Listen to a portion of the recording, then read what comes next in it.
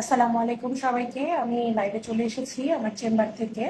আমি ডক্টর খাদিজাতুল কোবরা আমার আইডি থেকে লাইভটা করছি। যে যেখান থেকেই দেখতে পাচ্ছেন না কেন, যারা এখন দেখছেন বা যারা পরবর্তীতে রেকর্ডেড লাইভটি দেখবেন, সবাইকে জানাচ্ছি অনেক অনেক আমন্ত্রণ, অনেক অনেক শুভেচ্ছা জানাচ্ছি পহেলা বৈশাখের। কালকে মাত্র পহেলা বৈশাখ গেল, আমরা নতুন বর্ষে পদার্পণ করেছি। সবার নতুন বছর কেমন যাচ্ছে?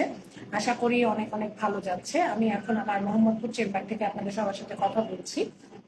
আমরা কিন্তু আমাদের চেম্বারে নিয়মিত চর্মরোগের বিভিন্ন রকমের চিকিৎসা দিয়ে থাকছি।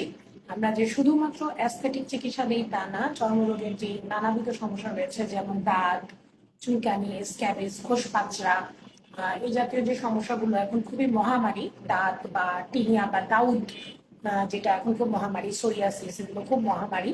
এই জাতীয় চিকিৎসাও কিন্তু আমরা দিচ্ছি। আমি এখন মোহাম্মদপুর চেম্বার থেকে কথা বলছি। আপনারা কিন্তু আমার আইডিতে অ্যাপয়েন্টমেন্ট নাম্বার সবকিছু পেয়ে যাবেন। এই লাইভের ক্যাপশনও কিন্তু অ্যাপয়েন্টমেন্টের যে নাম্বার সেটা দেওয়া থাকবে। তো আজকে আমি দাউদ নিয়ে কিছু কথা বলি। রোগীদের মধ্যে প্রচুর পাই যে শরীরে চুলকানি হয়, প্রচুর গোল গোল চাকা চাকা হয় এবং প্রচন্ড চুলকায়। রোগীদের আত্মীয় স্বজন, পরিবারের অন্যান্য সদস্যদের মধ্যেও এই চুলকানিটা দেখা দেয় এবং ডক্টর এটা কোনোভাবে ভালো হচ্ছে না। আমি ডক্টর দেখিয়েছি, এটা বারে বারে হচ্ছে, আমার বারে বারে হচ্ছে, আমি অনেক অসুস্থ হয়ে যাচ্ছি।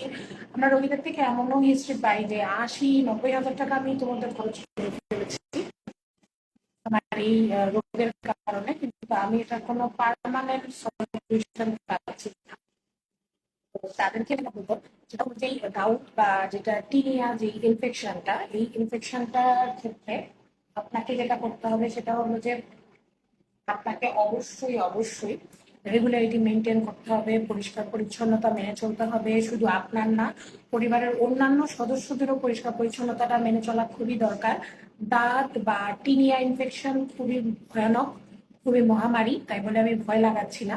যাদেরই দাঁত বা টিনিয়া একবার হয়েছে বা বারে বারে হচ্ছে বা কখনো একবার হয়েছিল, আমি বলবো আপনারা আপনাদের পরিষ্কার পরিচ্ছন্নতাটা মেনটেন করার চেষ্টা করবেন।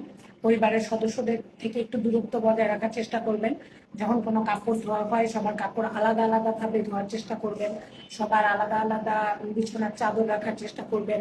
কেউ যদি শেয়ার করেন, যেমন হাজবেন্ড ওয়াইফ যেটা শেয়ার করে থাকে, সেই ক্ষেত্রে যদি ওয়াইফের হয়ে থাকে, আমি বলবো হাজবেন্ডকেও সচেতন থাকতে, ওই পরিষ্কার পরিচ্ছন্নতা মেনটেন করতে এবং ট্রিটমেন্ট নিতে।